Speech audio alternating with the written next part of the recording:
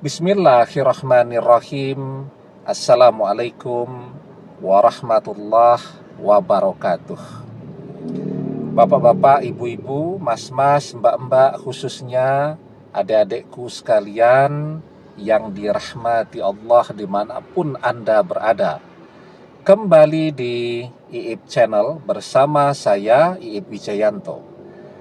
Kali ini kita akan membahas tema 3 ciri-ciri mantan yang tidak perlu dicari akan balik sendiri. Nah, jadi ada mantan tuh ya yang dikejar-kejar tapi tetap saja tidak pernah balik-balik, malah tambah menjauh. Tetapi ada juga tipe mantan yang tidak usah diapa-apain, tidak usah dipikirin, tidak usah dikejar, dan seterusnya. Otomatis dia akan balik sendiri. Ciri-cirinya yang pertama, dia punya ketergantungan ekonomi yang amat sangat besar kepada kita. Jadi contoh nih ya, mantan mulai berpaling karena merasa sekarang dompetnya sudah agak tebal. Padahal yang mengisi dompetnya tadi juga kita. Yang mencarikan dia pekerjaan juga kita, dan seterusnya ya. Nah, ketika dia menemukan seseorang yang baru, apa yang ada di dalam benak orang yang bersama dengan mantan pada saat ini? Melihat mantan duitnya banyak kan, ketertarikan seseorang karena faktor duit, batasnya adalah duit ya. Jadi ketika mantan masih punya duit, masih bisa tuh jalan bareng, masih keluarlah kata-kata cinta, I love you so much, dan seterusnya. Tetapi begitu duit mantan habis, cinta juga selesai ya. Karena apa? Karena memang ketertarikan kepada harta, ketertarikan kepada duit itu menunjukkan bahwa yang dicintai bukan orangnya, tetapi duitnya.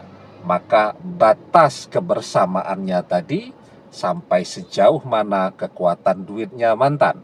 Nah, ketika duitnya habis ya, mantan punya ketergantungan ekonomi yang sangat besar kepada kita, maka otomatis dia akan balik sendiri, datang sendiri, tanpa perlu kita susah payah nyari-nyari dia.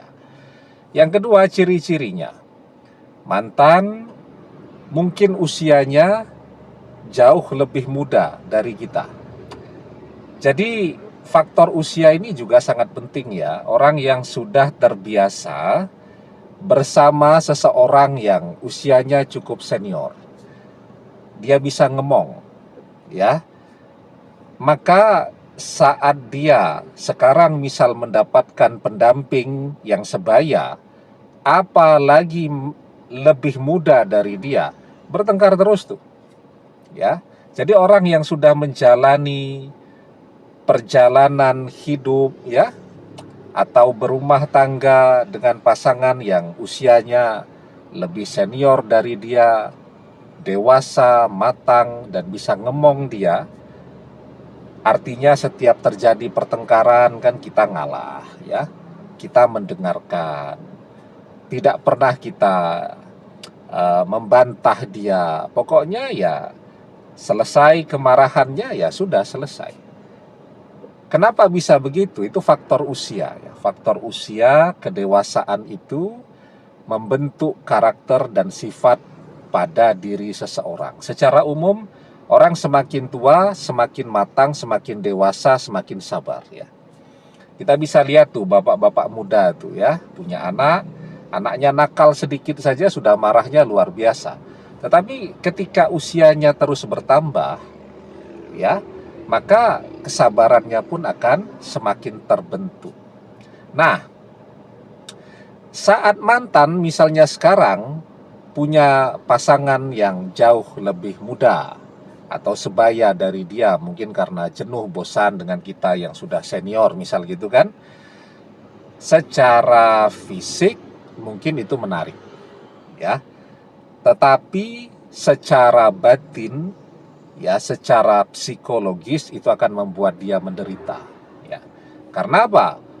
Mantan sudah terbiasa dengan sebuah pola saat masih bersama kita.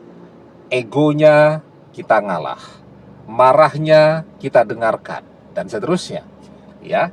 Sementara punya pasangan baru bertengkar terus. Bertengkar terus tuh capek, ya. Jadi orang bertengkar itu, suami istri misal bertengkar itu oke-oke saja sebenarnya. Itu proses adaptasi, ya.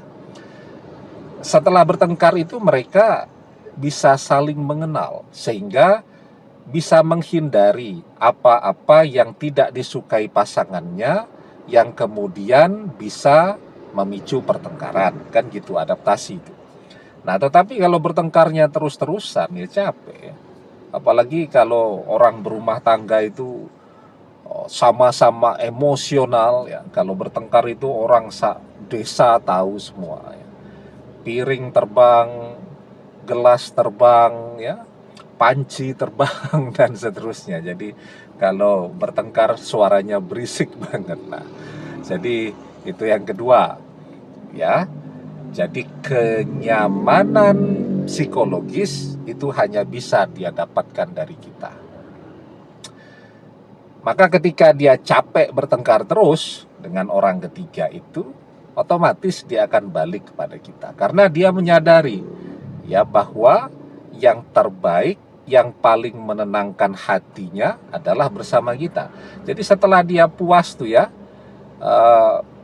melakukan petualangan, ya, mencari pasangan yang menarik secara fisik, dia akan menyimpulkan, ya, bahwa di atas segala keindahan penampilan fisik seseorang, ketenangan batin itu jauh lebih penting lagi. Yang kedua. Kemudian yang ketiga, ya, mantan itu adalah orang yang tidak bisa survive. Artinya dia tidak punya pekerjaan yang jelas. Sampai hari ini bekerjanya juga serabutan, ya. Seminggu bekerja, 2 bulan libur. Kemudian dia juga tidak punya keluarga yang kaya. Kalau dia anak orang kaya masih enak tuh, ya. Bekerja serabutan bahkan nganggur, masih punya warisan. Ada bapaknya yang siap transfer duit kapan saja. Ya, ini keluarganya juga yang ngirimi dia, sementara dia sendiri tidak mandiri, tidak bisa survive, ya. Zaman sekarang, ketika seseorang sudah tahu bahwa pasangannya yang awalnya menampilkan performa yang kelihatannya kaya, sok-sok kaya, tetapi realitanya bekerja serabutan dan seterusnya, orang akan pergi itu, ya. Karena zaman sekarang semuanya dibeli harus pakai duit. Ya, enggak bisa kan kita membeli sesuatu dengan menasehati pedagangnya, kan tidak bisa. Semuanya harus pakai duit. Nah, maka, ya, ketika orang ketiga tahu ternyata mantan ini orang yang tidak mandiri, tidak survive, tidak punya sumber penghasilan yang jelas, bekerjanya serabutan dan seterusnya, maka otomatis tuh, orang ketiga tidak mau dengan mantan. Kemana mantan akan pergi? Ya tentu kepada seseorang yang bisa menerima dia, paham dan tahu, ya, bagaimana dia yang sesungguhnya. Pekerjaan tidak jelas, ya, kemudian keluarganya juga menjadi beban untuk dia dan seterusnya, kan cuman kita yang tahu. Nah, maka setelah orang ketiga mencampakkan mantan, ya mantan otomatis akan balik kepada kita. Dia jadi sadar karena yang bisa menerima dia dengan segala kekurangan dan kekurangannya cuman kita. Nah, jadi kalau ada 3 ciri-ciri ini, tidak perlu dicari-cari, mantan otomatis akan balik sendiri, ya. Yang penting sekarang kita lakukan adalah, ya, terus memperbaiki diri kita untuk menjadi lebih baik lagi, untuk menjadi lebih kaya lagi, untuk menjadi lebih bermanfaat lagi. Ya, insya Allah ya, ketika manusia itu mau berusaha, dia akan mendapatkan yang terbaik.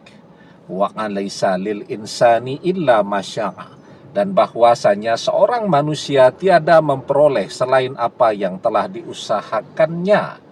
Nah, jadi siapa tahu misteri jodoh kan, ketika kita berusaha lebih baik lagi, uang kita lebih banyak lagi, maka seiring perjalanan waktu mungkin selera kita jadi berubah, jadi bukan mantan lagi, ya. Dan kita akan menemukan seseorang yang jauh lebih baik daripada mantan. Demikian, semoga bermanfaat. Wallahu a'lam bissawab, billahi taufik wal hidayah. Assalamualaikum warahmatullahi wabarakatuh.